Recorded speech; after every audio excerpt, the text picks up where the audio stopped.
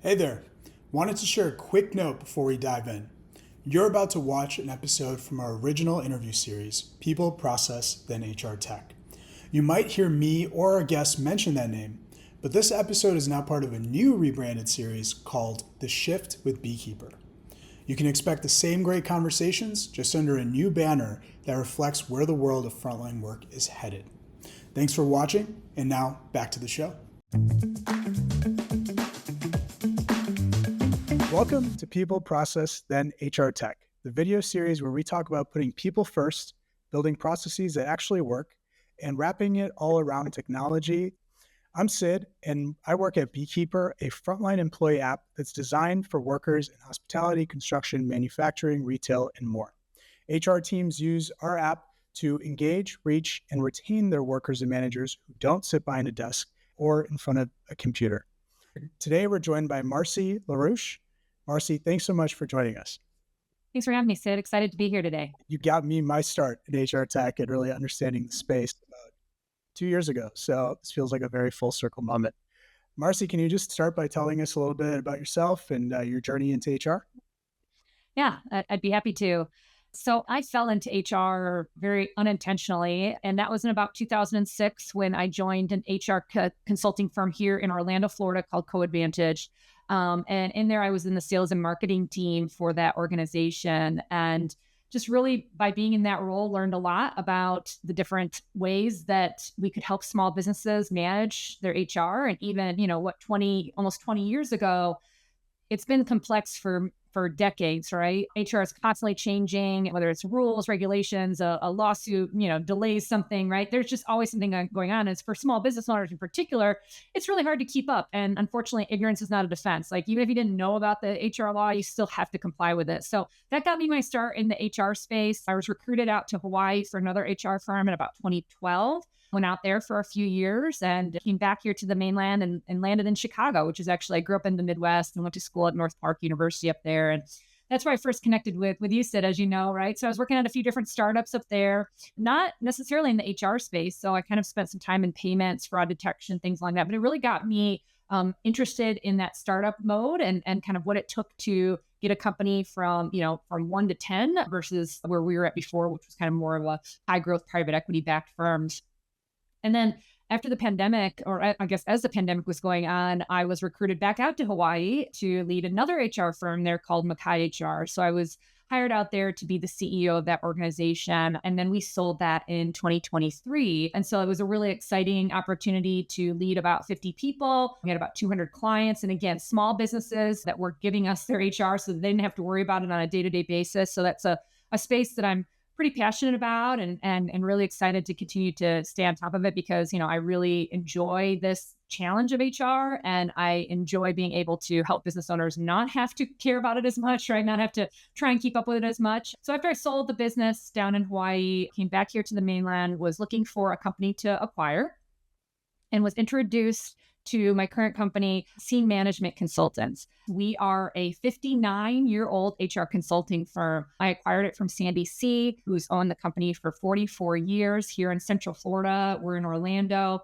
We serve business owners in about 20 different states, typically anywhere from 10 to 100 worksite employees that we help and support.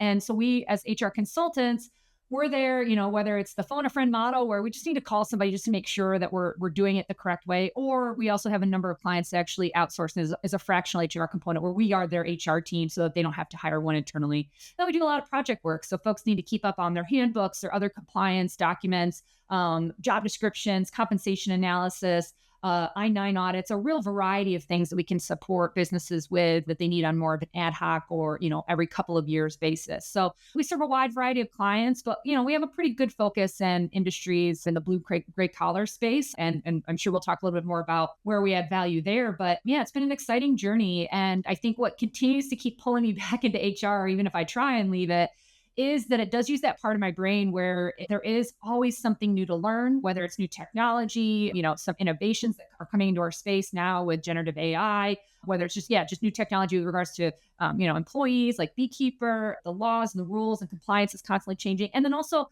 we've got new generations coming into the workforce. We have other generations that are leaving, right? So the workforce is changing, our economy is changing. So it's this really cool, complex puzzle that's happening all the time. And, myself and my team, we get to help business owners solve that on a day-to-day basis, which is really rewarding and really exciting. That is such a cool journey. And it seems like it spans so many different locations, roles, and now culminating into this really cool opportunity. So that's super awesome. You mentioned that you work with blue and gray collar industries. Mhm. Yeah, would love to hear some of the work you're doing in that space because it sounds like same thing. You kind of run the gamut as either fractional or even just kind of the phone a friend model where you're seeing all sorts of challenges pop up. And I'm just really curious what comes up on a, I don't know, day to day or weekly basis for you. Yeah, I mean, it is really, I think the other thing that makes our doing what we do interesting and keeps us on our toes is that there is no typical day in HR. And particularly now when we're supporting hundreds of clients, hundreds of small business owners in a variety of different industries, in a variety of different geographic locations. It's even more every day is different for us as well. But in particular in that blue and gray collar space, there's some interesting HR challenges that are happening in there. I would say that, technical skills requirements, right? So if we talk about the need for individuals to be able to do, whether it's different industry specific mechanical skills, or if it's being able to handle different types of chemicals, there's a variety of different things that come into space in there. And we're seeing a big skills gap still, right? So I think we're seeing some more and more technical programs that are increasing with young workers coming into the workforce, but we still really have far fewer folks trained in technical skills areas as we need as the boomers start to retire. Now they are retiring at a slower pace than on previous years, this generation and previous generations have, but we're still seeing, in particular in this blue and gray space, a skills gap. Also, it's tough. It's complex scheduling is in the space for a lot of different industries, right? So it's hard for individuals to have flexibility while working in some of these industries. It can be really demanding. I call it backbreaking work for a reason, right? It's really challenging, can be hard. Third shift, all that stuff wears on folks, right? So that can be really challenging to recruit new talent into these industries. And then it's hard to have a cohesive culture. I think there's great technology like what y'all are doing and with some other spaces as well. But, if you've got folks out in the field, it's hard to build a cohesive culture. It's hard to have good communication in these industries in a number of ways. And then a lot of these industries in the blue gray collar space have a lot of high turnover. So you're constantly in just this like cycle of recruiting new folks, adding new people to the team. People are leaving, you're onboarding, you're training, you're trying to get them in as fast as they're leaving. It just creates a number of challenges from an HR perspective. And I think, that's why a lot of folks turn to us is, they want to be able to focus on actually their core business and growing it. And then can we help to improve some of these things? Can we help, can they hand off some of these processes to us to help them on that? But really, we just want to make sure that these employers are doing things the right way. They're doing things compliant and that they're making it as easy on themselves as possible with all these other challenges that they have to deal with finding great talent in their spaces. Yeah, that's a great lay of the land. And it sounds like where we're at, the churn and burn problem has just like not ended, right? It just continues to happen. And now we have the complexity of, I think now there's 5 generations in the workforce, which is like a Mhm. crazy stat. Mhm. So there's clearly a skills shortage. How can your clients and really the industry at large, when it comes to blue and gray collar workers, fill this skills shortage and this gap? How do we start to find more of that technical talent and train them, all of the above? Yeah, I mean, I'll just start off by saying that the most really recent unemployment rate's 4%. That's still considered a quote unquote healthy unemployment rate for the United States, but that's really putting a squeeze on employers looking for qualified talent, particularly in these industries that we're talking about here. I think the other thing that we're seeing as far as trends are concerned is employees just are simply not switching roles as frequently as we saw during the great resignation period of 2021 and into 2022, where folks were leaving for $1 an hour more, a couple $1,000s a year, right? We're just not seeing that as much. So So in some ways that's a blessing and a curse, right? So sometimes our clients are seeing that it's actually easier to keep your current team members because they're not being coaxed out by small changes in compensation or other benefits. But it does make it harder for you to poach that qualified person from a competitor is definitely more challenging right now in this particular market. So yeah, I think we're still feeling that squeeze. I think we're going to for a long period of time, particularly because we don't have as many folks that are coming up with the skills that we're looking for. And so one of the things that we're really seeing an increase of is a focus on skills-based talent. And so what that is basically shifting as an employer of thinking that I need to, I've got this job description, right? We've all got our job descriptions and we write out the job duties, but then there's that other section there what's like required skills. And what we're working with a number of our clients is how do we increase our talent pool by focusing on skills-based hiring versus an exact amount of educational requirements, specific skills or experience that they've had from a previous employer. So it's thinking about things like transferable skills, potential, right? Their ability to take customer service experience and transfer that to being in pest control, right? Where you're going to be chatting with the homeowner, working with them on a subscription plan or a membership or things along that nature, right? Like being able to have those kind of conversations. Can I teach them the actual role that I need to do in this organization? Do they have these other skills that are coming in from other industries or other types of roles? But can I train them? And I think the key thing here, Sid, is that opening up that talent pool by looking at more skills-based hiring, you have to have a really robust training program. So if you are hiring these folks and they've got all this potential, they're willing to work hard, they're willing to learn, but you don't actually have a program that helps them learn, it's going to fail, right? You're going to be in a pretty tough spot. However, if you find these folks that are great, have these great soft skills, these transferable skills, they've got this great potential, and you can back that up with a robust, tangible training program that's going to develop that talent and get them into a place where they're, really successful in your organization, that's going to be a win-win for all involved.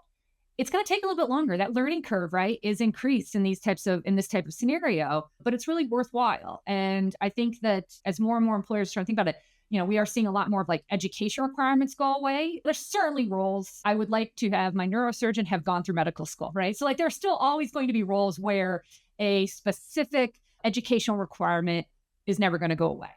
But if we're thinking about, we need a bachelor's degree for this role, but it can be in any field. Well, okay, what is the bachelor degree proving to us that perhaps other transferable experience, life experience in other industries could replicate having gone to a 4-year education, right? So I think it's thinking more about that. And I could share a couple of examples if that would be helpful. Just some of the things that we talked about with some of our specific clients. I won't name names, but just kind of some more specific examples about it. Yeah, that's always helpful. And I really like this idea of like, it's a Michelangelo quote, but it's like about how he doesn't actually create the sculpture. He just releases it from its initial form. So I think it's kind of that similar idea where you find that innate ability and some of the experience that someone's already had. And then here's the training program that's going to help build them.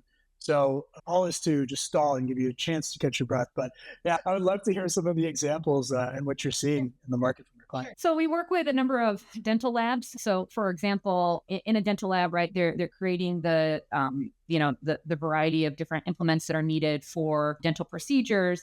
So we're seeing folks that we open up the talent pool for that type of industry. We're looking for people who have maybe design and manufacturing software proficiency like CAD, attention to detail, dexterity skills, things like jewelry making, woodworking, problem solving from IT or engineering organizations, time management from other fast-paced industries, right? Like these are types of skills that if we think about our roles that we're hiring for, like what else could be a positive impact and could actually set them up for success beyond they've worked at another dental lab for 5 years in the exact same role, right? We don't have enough of those folks to be able to fill all the available roles in our industries that we work with.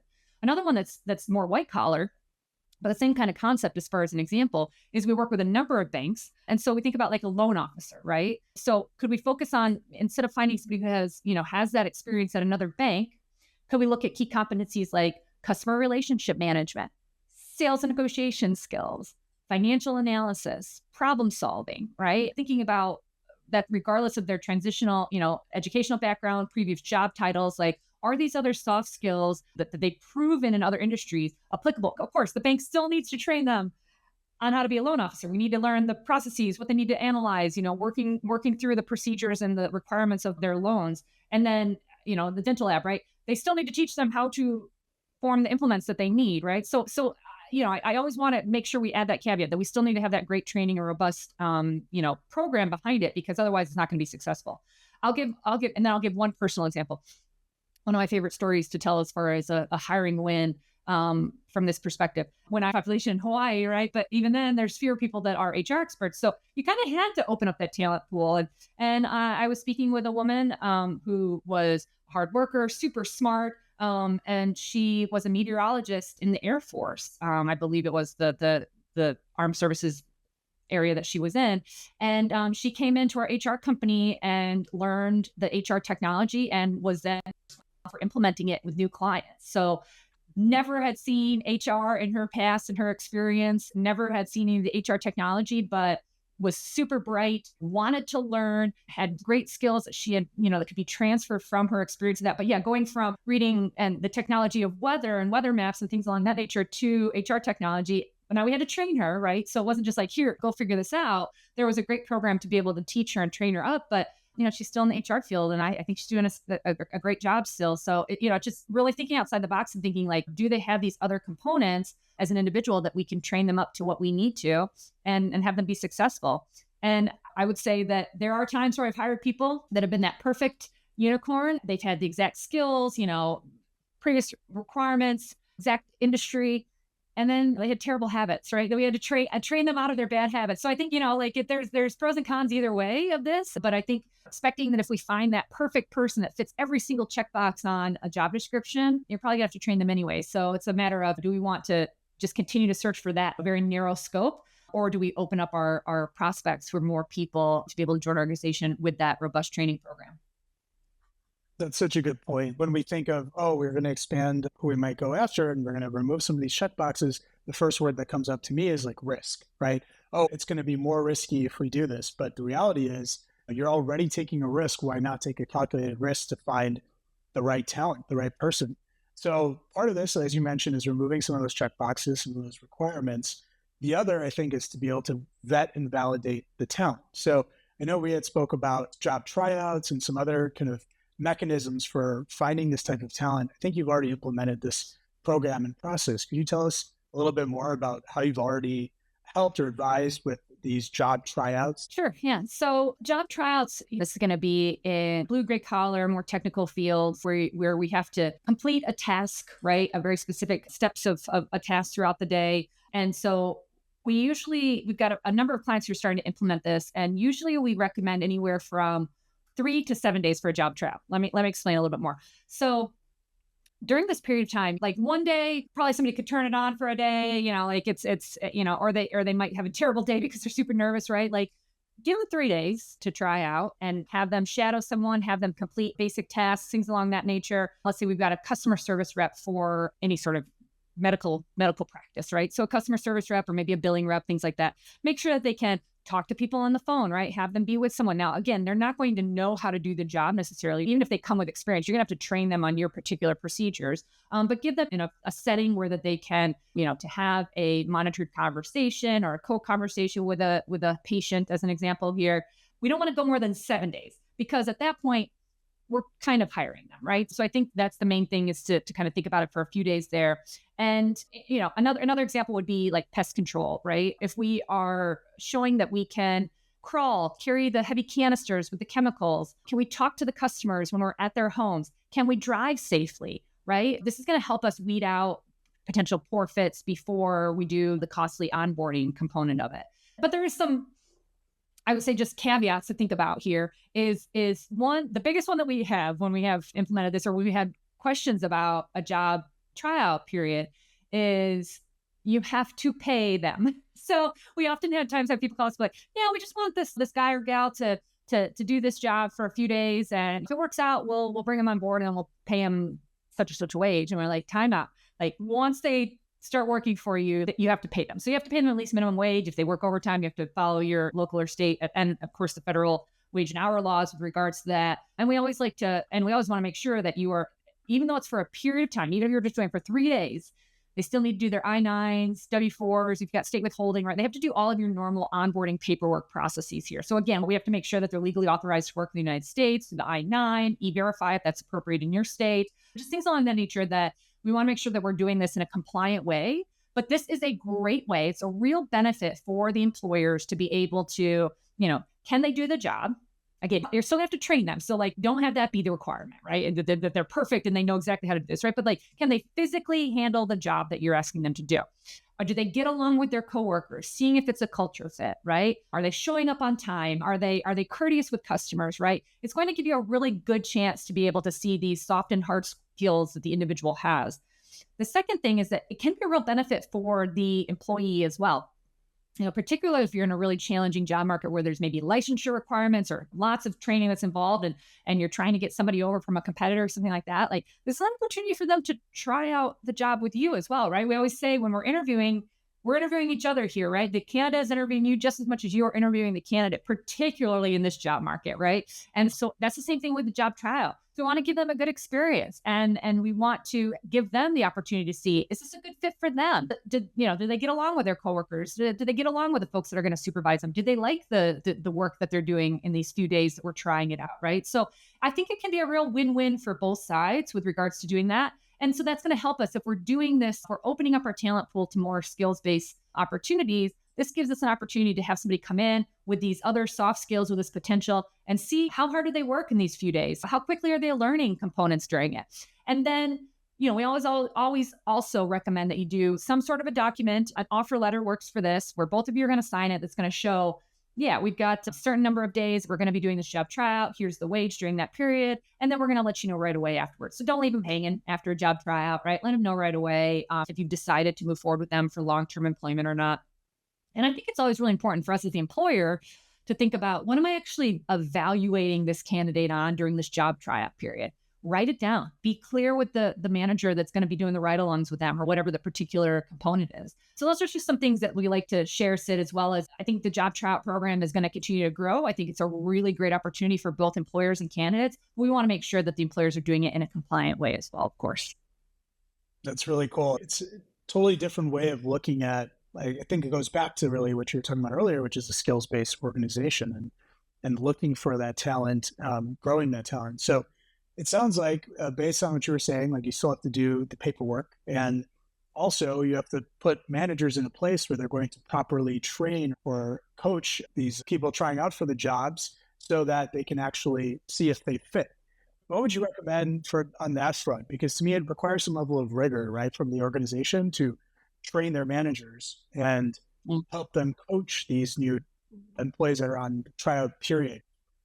Yeah, I think that there needs to be buy-in from your manager level folks. There needs to be buy-in and understanding from whoever's going to be doing that shadowing with these folks as to not only what the candidate is going to be evaluated on, but what's expected of the person that's going to be taking them through this journey during this tryout period. You're absolutely right, because if you've got someone who either doesn't understand what's happening here, isn't bought in on it, thinks it's silly and a waste of their time, that's going to create a really bad experience for the candidate. They're not going to stick around. It could be a liability for you. I would generally say, this is a generalization, but a lot of the calls we get from our clients that are experiencing employee challenges, the manager is involved, right, in one way or the other, whether they did something right or wrong, right? And so I think there is a real opportunity for this kind of raising the bar with our managers and providing them with more training and development overall. So often we see in any industry, we see where our top performer gets then promoted up, and now they're leading people, but they've never been given the coaching, the development of what it actually means to be a people leader. And there's soft skills and there's compliance and different pieces from that. And one of the things that we promote is like an HR for managers course. It's nothing too crazy from that perspective, but it just gives them the basics of what it means to be a leader. How do we work within the company culture? How do we train and guide and the ongoing performance of our employees? We're going to have employee issues. We're all human beings. We've got challenges that come up. Somebody shows up late, somebody shows up drunk, whatever it is, right? How do you deal with that? What are the steps and processes in your particular company for that? And I think it just shows the commitment that you have to this level of employees is so important to an organization at the manager level there. And so then it ties back to your point here, Sid, which is during the job tryout period, what does that onboarding process look like, right? And that's not just onboarding paperwork and here's our handbook.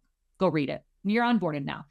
It's so much more than that. The employee experience is so critical, and those first 90 days are really make or break it for a new hire. And we all know how expensive it is to recruit and go through the process of finding good talent and bringing them on board. And what we invest in them in those first 90 days, it's extraordinary. And if we don't do that well, if we don't think about that and prioritize that and make sure that our managers are trained and supported to have a successful onboarding process for the new hires, it's tough to see, right? It's tough to see from the outside. We see it all the time. It's fairly common, but it can be really frustrating because, gosh, you wouldn't have to do too much to be able to level up your managers and get them in a place where they create just a much better employee experience that then creates better retention for you. They're going to have a better experience with your customers, right? And with each other. So I think that's something that, employers should be prioritizing more, whether you're doing job tryouts or not. It's just really thinking about that onboarding process and ensuring that you're really supporting your manager level, because they're the key component to this, and giving them the tools and the support that they need to create a really good onboarding and have them be accountable to that too, right? If we're just saying like, this is your job and go do it, if we're not holding them accountable to what it means to have a good onboarding experience and what the outcomes that we're looking for from that might not land, right? So whether it's training them on the basics of HR, supporting them through an improved onboarding experience, there's a number of different things that we've supported clients through on that. But I do think it's important for employers to kind of take a deep look into, I think a lot of employers think about employer brand, they think about recruiting, they think about that first, just getting them in the funnel and like hiring people. But it's that next step, that next piece of that first 90 days of a new hire's experience that sometimes gets shadowed by us just doing our jobs day to day and all the things that are, we're already kind of overworked and overburdened. Many folks are, particularly at the manager level. And so how can we give them the space to create a good onboarding experience for new hires is something that I think we're going to start to see more and more effort and investment in for small and medium-sized businesses. I think the biggest thing right now is employee handbooks. If you haven't had your handbook updated, I would say right now in the last year, but definitely in the last 2 years, like you might be setting yourself up for some challenges. And that's if you've grown, if you've shrunk in size, if you have employees outside of the current states that your handbook addresses, if you haven't updated the current federal requirements based on the size of your company. There's just a lot of changes that have been happening. And there might also be things that are no longer applicable to you that might be in your handbook that, because in your handbook, your employee might say, well, you are offering this leave, right? So things like cell phone use at work, that's a big one that I see in old handbooks, right? Where, I think it's not even, they don't call it cell phones, right? The new Pregnant Workers Fairness Act, making sure that if you've got the correct number of employees, that's being address in your handbook. Dating at work. I think there was an older perception of, workplace relationships are completely prohibited. We see that a lot in handbooks. Well, that's just not really realistic in this day and age. So how are we doing that in a way that supports the employees and that fits with your culture and what you're trying to accomplish? So I would say the handbooks are the biggest piece of that checklist as far as the most valuable. And then we talk about some other trends from a hiring perspective besides the job tryouts and the skills-based hiring, and some other compliance components for different types of employers that might have different federal and state compliance pieces that they need to be thinking about for 2025, or that have just gone into effect at the beginning of the year. So yeah, it's a great resource. I'm really proud of it to be able to put that out each year. But I would say if your handbook's more than 2 years old, it's time to have, whether it's a company like ours, your employment attorney, I think folks think, well, I can just put it into Chat GPT, things like that nature. And not, I think there can be some benefit to looking up like a particular policy and that sort of thing. But we found a lot of errors that's being put out by the mass generative AI components. And so I think just, be conscientious of that and always have somebody who is an HR expert take a look at it to make sure that anything that you found online is actually applicable for your size company, where your employees are at, and the current federal and state requirements.